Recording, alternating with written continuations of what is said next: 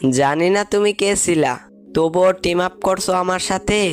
একটা কথাই বলতে চাই ভাইয়া, কোনোদিন যাই যদি ভিডিওটা তোমার সামনে, প্লিজ একটা কমেন্ট কইরা যায় ছোট ভাই হিসাবে।